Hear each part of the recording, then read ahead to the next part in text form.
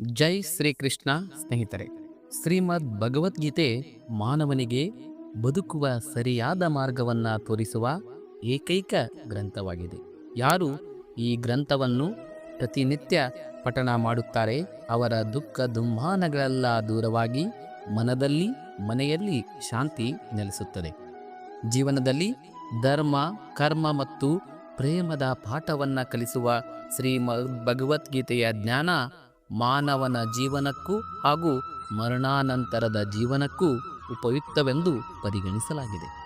ಗೀತೆ ಸಂಪೂರ್ಣ ಜೀವನ ದರ್ಶನವಾಗಿದೆ. ಅದರ ಅನುಸರಣೆಯಲ್ಲಿರುವ ವ್ಯಕ್ತಿ ಶ್ರೇಷ್ಠನಾಗುತ್ತಾನೆ. ಭಗವದ್ಗೀತೆಯಲ್ಲಿ ಒಟ್ಟಾರೆ 18 ಅಧ್ಯಾಯಗಳು ಹಾಗೂ 700 ಶ್ಲೋಕಗಳಿವೆ.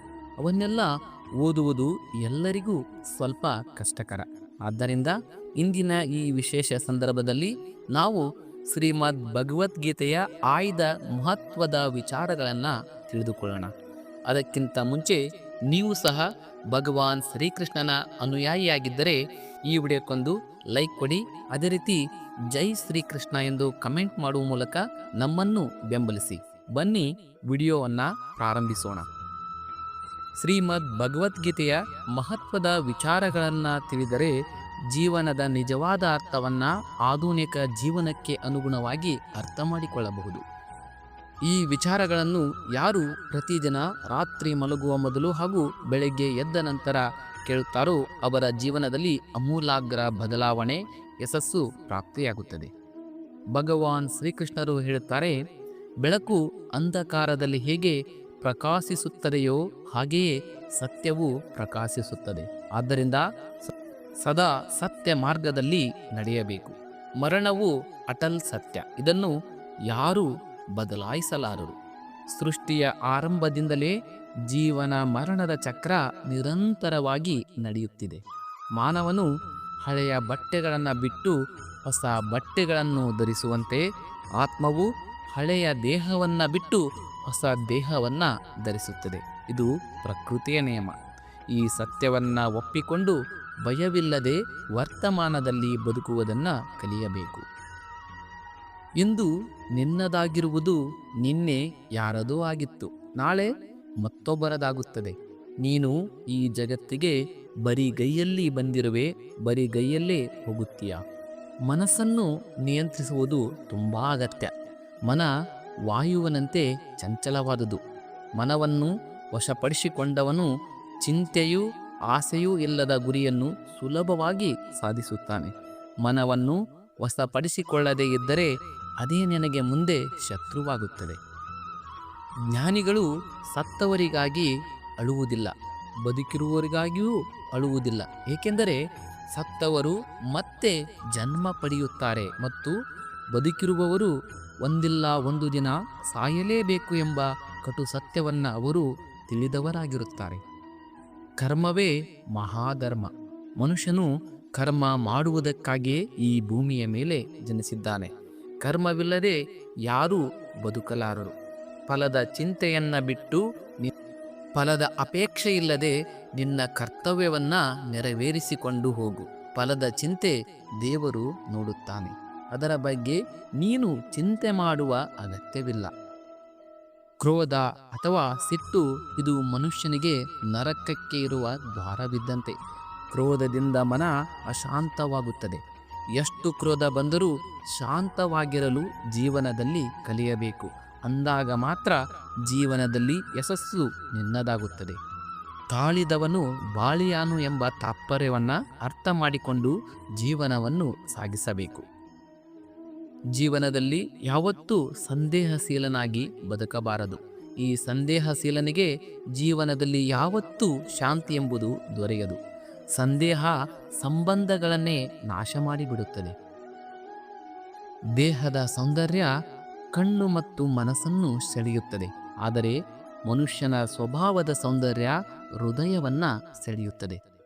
ಜೀವನದಲ್ಲಿ ಇತರರು ಏನು ಮಾಡುತ್ತಿದ್ದಾರೆ ಎಂದು ಯಾವತ್ತೂ ತಲೆ ಕೆಡಿಸಿಕೊಳ್ಳಬೇಡ. ಇದರಿಂದ ನೀನು ಯಾವಾಗಲೂ ಸುಖಿಯಾಗಿರುತ್ತೀಯ. ನೀನು ಎಷ್ಟು ಸರಿ ಎಷ್ಟು ತಪ್ಪು ಇದನ್ನು ದೇವರು ಮತ್ತು ನಿನ್ನ ಅಂತಃಕರಣ ಮಾತ್ರವೇ ತಿಳಿದಿದೆ. ಮೋಹವೇ ವಿನಾಶದ ಮೂಲ. ಅತಿಯಾದ ಆಸಕ್ತಿಯೇ ಜೀವನದಲ್ಲಿ ದುಃಖಕ್ಕೆ ಕಾರಣ. ಪಶ್ಚಾತ್ತಾಪ ಅತೀತವನ್ನ ಬದಲಾಯಿಸಲಾರದು. ಚಿಂತನೆ ಭವಿಷ್ಯವನ್ನ ಸರಿ ಮಾಡಲಾರದು. ವರ್ತಮಾನವನ್ನ ಆನಂದಿಸುತ್ತಾ ಜೀವನವನ್ನ ಸಾಗಿಸು. ನಿನ್ನನ್ನು ಗೌರವಿಸಿದ ಸ್ಥಳದಲ್ಲಿ ಯಾವತ್ತೂ ಹೋಗಬೇಡ. ಅಲ್ಲಿ ನೀನು ದುರ್ಬಲನಾಗಿ ಕಾಣಿಸುತ್ತೀಯ. ಸಂಸ್ಕಾರವಿಲ್ಲದ ಸ್ಥಳಗಳಲ್ಲಿ ಪೀಳಿಗೆ ನಾಶವಾಗುತ್ತದೆ. ಸಮಯ ಇಲ್ಲ ಎನ್ನುವವರಿಗೆ ಸಮಯವಿದೆ, ಆದರೆ ನಿನಗೆ ಅಲ್ಲಿ ಸ್ಥಾನವಿಲ್ಲ. ವಾಣಿ ಯಾವತ್ತೂ ಮಧುರವಾಗಿರಲಿ, ಮತ್ತೊಬ್ಬರ ಹಿತವನ್ನ ಕಾಯುವಂತಿರಲಿ. ಸ್ವಾಭಿಮಾನ ಜೀವನದಲ್ಲಿ ತುಂಬ ಅಗತ್ಯ. ಇಲ್ಲದಿದ್ದರೆ ನೀನು ನಿನ್ನ ಹಕ್ಕುಗಳನ್ನೇ ಕಳೆದುಕೊಳ್ಳುತ್ತೀಯ, ಇಲ್ಲವೇ ಅವರು ಕಸಿದುಕೊಳ್ಳುತ್ತಾರೆ. ನೀನು ನಿನ್ನನ್ನು ಸೋಲಿಸಿಕೊಳ್ಳುವ ತನಕ ಯಾರೂ ನಿನ್ನನ್ನು ಜೀವನದಲ್ಲಿ ಸೋಲಿಸಲಾರರು. ಸಂಕಷ್ಟವೇ ಶಕ್ತಿಯ ಅರಿವು. ದಯ ಮತ್ತು ಸದ್ಗುಣ ಹೊಂದಿದವರಿಗೆ ಪುನರ್ಜನ್ಮವಿಲ್ಲ. ಕೊಟ್ಟದ್ದಕ್ಕೆ ಅಹಂಕಾರ ಬೇಡ. ಅಹಂಕಾರಿಗಳ ವಂಶ, ವೈಭವ, ಪ್ರತಿಷ್ಠೆ ಯಾವತ್ತಿದ್ದರೂ ನಾಶವಾಗುತ್ತದೆ. ನಂಬಿಕೆ ಮಾತಿನಲ್ಲಿ ಅಲ್ಲ, ಕಾರ್ಯದಲ್ಲಿ ಇಟ್ಟು ನೋಡು. ಕ್ರೋಧದಲ್ಲಿ ನಿಲ್ಲು, ತಪ್ಪಿನಲ್ಲಿ ಶರಣಾಗು. ನನ್ನನ್ನು ತಿಳಿದವನು ಜನನ ಮರಣ ಬಂಧನದಿಂದ ಮುಕ್ತನಾಗುತ್ತಾನೆ. ಭಾಗ್ಯದಲ್ಲಿರುವುದು ನಿನಗೆ ಸಿಕ್ಕಿಯೇ ಸಿಕ್ಕುತ್ತೆ. ಇಲ್ಲದ್ದು ಹತ್ತಿರ ಬಂದು ದೂರವಾಗುತ್ತದೆ. ಇಚ್ಛೆಗಳು ಯಾವತ್ತೂ ಬುದ್ಧಿಯನ್ನ ಭ್ರಷ್ಟಗೊಳಿಸುತ್ತವೆ. ಸುಖ ದುಃಖ ಮಾನ ಅಪಮಾನಗಳಲ್ಲಿ ಸಮಭಾವ ಹೊಂದಿರುವವನು ಯಾವತ್ತೂ ಜೀವನದಲ್ಲಿ ಅತ್ಯಂತ ಸುಖಿಯಾಗಿರುತ್ತಾನೆ. ಈ ಲೋಕವೇ ನನ್ನ ಮಾಯೆ.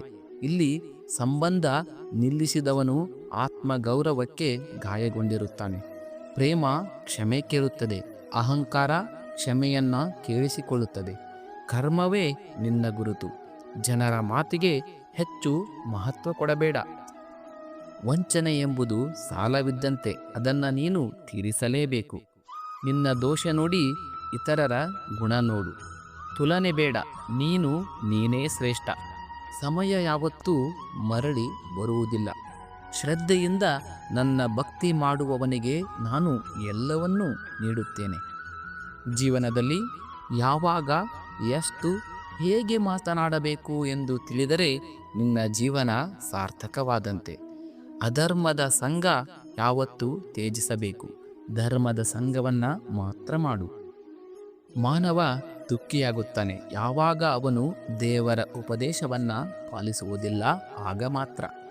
ಸಮಯಕ್ಕಿಂತ ಮೊದಲು ಬಯಕೆ ಬರಬಾರದು, ಏಕೆಂದರೆ ಬಯಕೆಯೇ ದುಃಖಕ್ಕೆ ಕಾರಣ. ಪ್ರೇಮವೇ ಈ ಸೃಷ್ಟಿಯ ಮೂಲ. ನಂಬಿಕೆಯಂತೆ ಮಾನವ ರೂಪುಗೊಳ್ಳುತ್ತಾನೆ. ನಿನ್ನ ಮಾತು ಸಂಯಮದಿಂದ ಕೂಡಿರಬೇಕು. ನೀನು ಯಾವಾಗಲೂ ಧರ್ಮಕ್ಕಾಗಿ ಹೋರಾಡು. ಜೀವನದಲ್ಲಿ ಯಾವತ್ತೂ ಸಂತೋಷವಾಗಿರುವಾಗ ವಚನವನ್ನ ನೀಡಬೇಡ. ಕ್ರೋಧದಲ್ಲಿ ಯಾರಿಗೂ ಉತ್ತರ ಕೊಡಬೇಡ. ದುಃಖದಲ್ಲಿ ಯಾವುದೇ ನಿರ್ಣಯವನ್ನ ತೆಗೆದುಕೊಳ್ಳಬೇಡ. ಜೀವನದಲ್ಲಿ ಯಾರಿಗೂ ಯಾವತ್ತೂ ಅತಿಯಾಗಿ ತಲೆಬಾಗಬೇಡ. ಇತರರ ಭಾವನೆಯನ್ನ ಅರಿತವನೇ ತನ್ನವನು. ಕರ್ಮ ಭಾಗ್ಯಕ್ಕಿಂತ ಶ್ರೇಷ್ಠವಾದುದು ಜೀವನದಲ್ಲಿ ಮತ್ತೊಂದಿಲ್ಲ. ಮನಃಶಾಂತಿಯೇ ಈ ಜೀವನದ ಮಹಾಸಂಪತ್ತು. ಜೀವನದಲ್ಲಿ ನಿಮ್ಮ ಹೋರಾಟವನ್ನು ನೋಡದವರು ನಿಮ್ಮ ಯಶಸ್ಸಿನ ಹಿಂದಿನ ಶ್ರಮವನ್ನ ಅರ್ಥ ಮಾಡಿಕೊಳ್ಳಲಾರು. ಕೆಲವೊಮ್ಮೆ ಮುಂದೆ ಸಾಗಲು ವಿಷಯಗಳನ್ನು ಹಿಡಿದಿಟ್ಟುಕೊಳ್ಳುವುದಕ್ಕಿಂತ ಬಿಟ್ಟು ಬಿಡುವುದೇ ಹೆಚ್ಚು ಶಕ್ತಿಯನ್ನ ನೀಡುತ್ತದೆ. ಜೀವನ ನಿಮ್ಮನ್ನು ಎಷ್ಟೇ ಪರೀಕ್ಷಿಸಿದರೂ ಪ್ರತಿ ಬಾರಿಯೂ ಅದು ನಿಮ್ಮ ಸಹನಾ ಶಕ್ತಿಗೆ ಹೊಸ ಆಯಾಮವನ್ನು ಕೊಡುತ್ತದೆ. ನೀವು ಮಾತ್ರ ಯಾವತ್ತೂ ನಿಲ್ಲಬಾರದು. ಎಲ್ಲವನ್ನೂ ಸಾಬೀತುಪಡಿಸುವ ಹಠವನ್ನು ಬಿಟ್ಟಾಗ ನಿಮ್ಮ ಸರಳತೆಯೇ ನಿಮ್ಮ ದೊಡ್ಡ ಅಸ್ತ್ರವಾಗುತ್ತದೆ. ಹಲವು ಬಾರಿ ಕಾಡುವ ಶೂನ್ಯವು ಈಗ ನಿಮ್ಮೊಳಗೆ ಹೊಸದನ್ನು ತುಂಬುವ ಸಮಯ ಬಂದಿದೆ ಎಂದು ಸೂಚಿಸಲು ಬರುತ್ತದೆ. ನಿಮ್ಮ ಮೇಲೆ ನಿಮಗಿರುವ ನಂಬಿಕೆಯೇ ಜೀವನದ ಅತ್ಯಂತ ನಿಜವಾದ ದೊಡ್ಡ ಆಸರೆ. ಇಂದು ನಿಮ್ಮ ಶಾಂತತೆಯನ್ನು ಅರ್ಥ ಮಾಡಿಕೊಳ್ಳದವರು ನಾಳೆ ನಿಮ್ಮ ಸ್ಥಿರತೆಯ ಮುಂದೆ ತಲೆ ಬಾಗುತ್ತಾರೆ. ಕೆಲವೊಮ್ಮೆ ಪರಿಸ್ಥಿತಿಗಳು ಭಾರವೆನಿಸುವುದು ನಿಮ್ಮ ಆಲೋಚನೆಯನ್ನು ಇನ್ನಷ್ಟು ಆಳವಾಗಿಸಲು. ಇತರರ ಅಭಿಪ್ರಾಯಕ್ಕಿಂತ ನಿಮ್ಮ ವಿವೇಕದ ಮೇಲೆ ನಡೆಯಲು ಆರಂಭಿಸಿದಾಗ ಭ್ರಮೆಗಳು ತಾವಾಗಿಯೇ ಕರಗುತ್ತವೆ. ಎಲ್ಲ ಸಂಬಂಧಗಳು ಜೊತೆಯಲ್ಲಿ ನಡೆಯಲು ಇರುವುದಿಲ್ಲ. ಕೆಲವು ನಿಮ್ಮನ್ನು ಸರಿಯಾದ ಸ್ಥಳದಲ್ಲಿ ಬಿಟ್ಟು ಮುಂದೆ ಸಾಗಲು ಸಹಾಯ ಮಾಡುತ್ತವೆ. ಪ್ರತಿ ಸೋಲು ನಿಮ್ಮನ್ನು ದುರ್ಬಲಗೊಳಿಸಲ್ಲ, ಹಲವು ಬಾರಿ ಅದು ಸ್ಪಷ್ಟವಾಗಿ ಯೋಚಿಸಲು ನಿಮಗೆ ಸಹಾಯ ಮಾಡುತ್ತದೆ. ನಿಮ್ಮನ್ನು ನಿಧಾನಗೊಳಿಸುವ ಸಮಯವೇ ನೀವು ತಪ್ಪು ದಿಕ್ಕಿನಲ್ಲಿ ವೇಗವಾಗಿ ಹೋಗುವುದನ್ನು ತಡೆಯುತ್ತದೆ.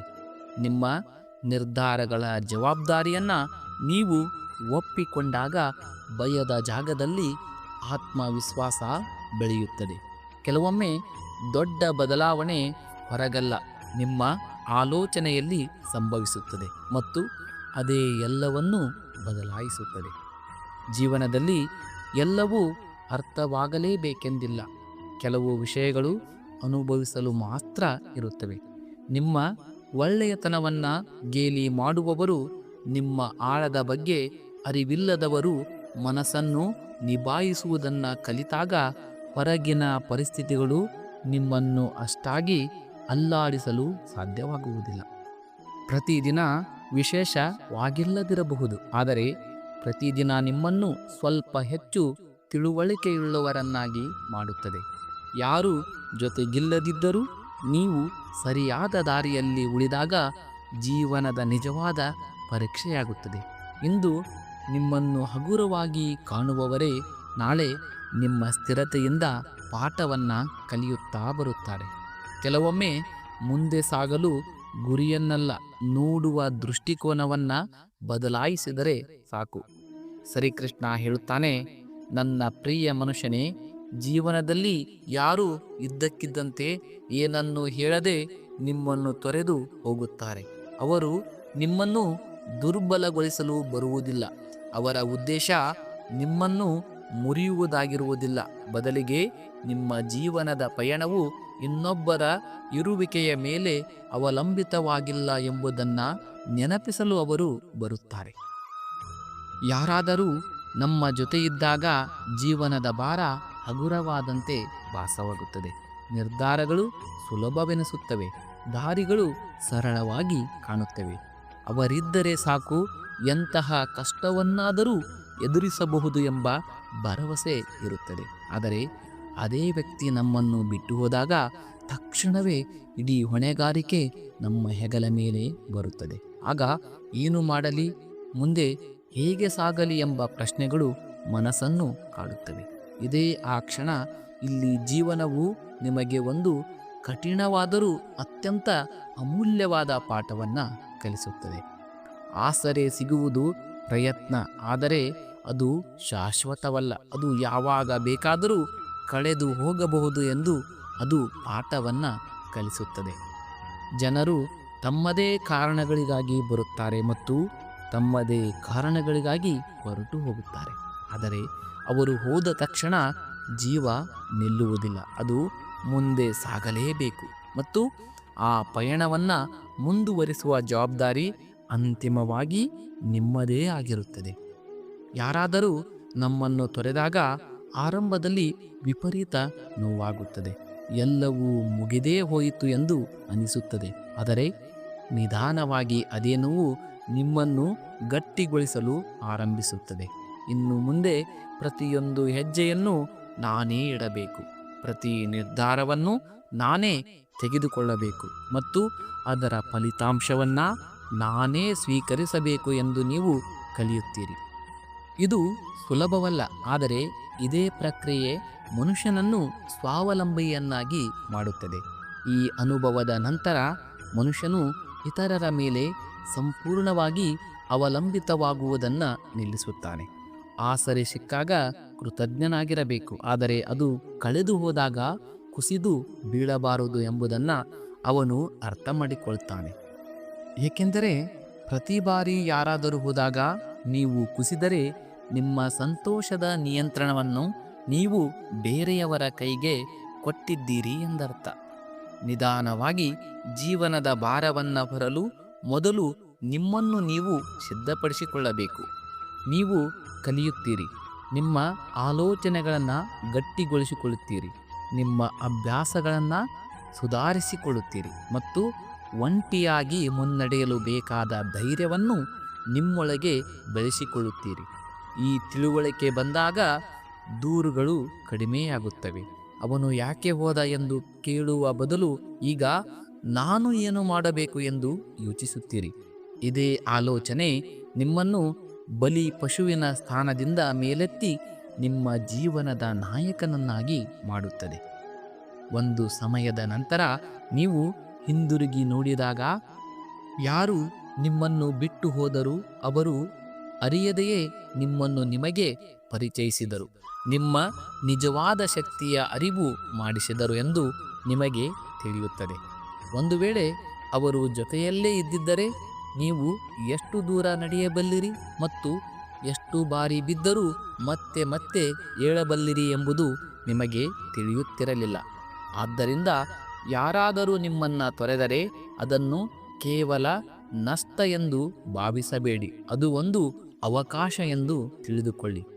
ಜೀವನದ ದಾರಿಯಲ್ಲಿ ಅತ್ಯಂತ ಮುಖ್ಯವಾದುದು ಯಾರದ್ದೋ ಕೈ ಹಿಡಿಯುವುದಲ್ಲ, ಬದಲಿಗೆ ನಿಮ್ಮದೇ ಹೆಗಲ ಶಕ್ತಿ ಮತ್ತು ಧೈರ್ಯ ಎಂದು ಕಲಿಸುವ ಪಾಠವಿದು. ಮತ್ತು ಯಾವಾಗ ಆ ಶಕ್ತಿ ನಿಮ್ಮಲ್ಲಿ ಬೆಳೆಯುತ್ತದೆಯೋ ಆಗ ಜೀವನದ ಯಾವುದೇ ಭಾರ ನಿಮ್ಮನ್ನು ಮುರಿಯಲಿಕ್ಕೆ ಸಾಧ್ಯವಿಲ್ಲ. ಶ್ರೀಕೃಷ್ಣ ಹೇಳುತ್ತಾನೆ, ನನ್ನ ಪ್ರಿಯ ಮನುಷ್ಯನೇ, ಯಾವ ಹೋರಾಟವನ್ನು ಯಾವುದೇ ಪ್ರದರ್ಶನವಿಲ್ಲದೆ ಮೌನವಾಗಿ ಸಹಿಸಿಕೊಳ್ಳಲಾಗುತ್ತದೆಯೋ ಅದೇ ನಮ್ಮೊಳಗೆ ಎಂತಹ ಶಕ್ತಿಯನ್ನು ನಿರ್ಮಿಸುತ್ತದೆ ಎಂದರೆ ಸಮಯ ಬಂದಾಗ ಅದು ತಾನಾಗಿಯೇ ಮಾತನಾಡುತ್ತದೆ. ಈ ಅನುಭವಗಳ ಮೂಲಕ ಸಾಗಿದ ನಂತರ ಮನುಷ್ಯನ ದೃಷ್ಟಿಕೋನವೇ ಬದಲಾಗುತ್ತದೆ. ಈಗ ಅವನು ಇತರರ ನೋವನ್ನು ಹಗುರವಾಗಿ ಕಾಣುವುದಿಲ್ಲ, ಏಕೆಂದರೆ ಹೊರಗಿನ ನಗುವಿನ ಹಿಂದೆ ಆಳವಾದ ಸಂಘರ್ಷಗಳು ಅಡಗಿರಬಹುದು ಎಂಬ ಸತ್ಯ ಅವನಿಗೆ ತಿಳಿದಿರುತ್ತದೆ. ಈ ತಿಳುವಳಿಕೆ ನಿಮ್ಮನ್ನು ಒಳಗಿನಿಂದ ಪಕ್ವಗೊಳಿಸುತ್ತದೆ. ಒಂದು ಸಮಯದ ನಂತರ ಪ್ರತಿಯೊಂದು ವಿಷಯಕ್ಕೂ ಪ್ರತಿಕ್ರಿಯಿಸುವ ಅಗತ್ಯವಿಲ್ಲ ಎಂದು ನೀವೇ ಅರಿತುಕೊಳ್ಳುತ್ತೀರಿ. ಈ ಬದಲಾವಣೆ ಒಂದೇ ದಿನದಲ್ಲಿ ಬರುವುದಿಲ್ಲ. ಇದು ನೀವು ಏಕಾಂಗಿಯಾಗಿ ಸದ್ದಿಲ್ಲದೆ ಸಹಿಸಿಕೊಂಡ ಆ ಮೌನ ಹೋರಾಟಗಳ ಫಲ. ನೀವು ಏನನ್ನು ಅನುಭವಿಸಿದ್ದೀರಿ ಎಂಬುದು ಹೊರಗಿನ ಜಗತ್ತಿಗೆ ತಿಳಿಯದಿರಬಹುದು, ಆದರೆ ಒಳಗಿನಿಂದ ನೀವು ಎಂತಹ ವ್ಯಕ್ತಿಯಾಗಿ ರೂಪುಗೊಂಡಿರುತ್ತೀರಿ ಎಂದರೆ ನೀವು ಪರಿಸ್ಥಿತಿಗಳಿಗೆ ಹೆದರುವುದಿಲ್ಲ. ಆಸರೆ ಇಲ್ಲದೆ ಕಷ್ಟದ ಸಮಯವನ್ನು ದಾಟಿ ಬಂದಿದ್ದೇನೆ ಎಂದ ಮೇಲೆ ಮುಂದೆ ಬರುವ ಸವಾಲುಗಳು ತನ್ನನ್ನು ಬಗ್ಗಿಸಲು ಸಾಧ್ಯವಿಲ್ಲ ಎಂಬ ನಂಬಿಕೆ ನಿಮ್ಮಲ್ಲಿರುತ್ತದೆ. ಇದೇ ಕಾರಣಕ್ಕೆ ಯಾವ ಹೋರಾಟಗಳು ಶಾಂತವಾಗಿರುತ್ತವೆಯೋ ಅವೇ ಅತ್ಯಂತ ಆಳವಾದ ಪರಿಣಾಮ ಬೀರುತ್ತವೆ. ಅವು ನಿಮಗೆ ಗಟ್ಟಿಯಾದ ವ್ಯಕ್ತಿತ್ವವನ್ನು ನೀಡುತ್ತವೆ ಮತ್ತು ಅದೇ ವ್ಯಕ್ತಿತ್ವವು ಮುಂದೆ ನಿಮ್ಮ ಪ್ರತಿಯೊಂದು ಹೆಜ್ಜೆಯಲ್ಲೂ ಸ್ಪಷ್ಟವಾಗಿ ಗೋಚರಿಸುತ್ತದೆ.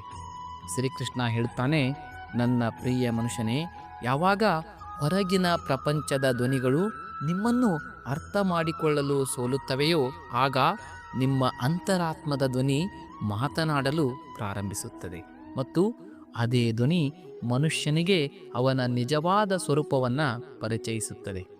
ಜೀವನದಲ್ಲಿ ಒಂದು ಹಂತ ಬರುತ್ತದೆ, ನೀವು ನಿಮ್ಮ ಭಾವನೆಗಳನ್ನು ವ್ಯಕ್ತಪಡಿಸಲು ಬಯಸುತ್ತೀರಿ, ಆದರೆ ಎದುರಿಗಿರುವವರು ಅದನ್ನು ಅರ್ಥ ಮಾಡಿಕೊಳ್ಳುವುದಿಲ್ಲ. ಆಗ ಮೊದಲು ನಿರಾಶೆಯಾಗುತ್ತದೆ.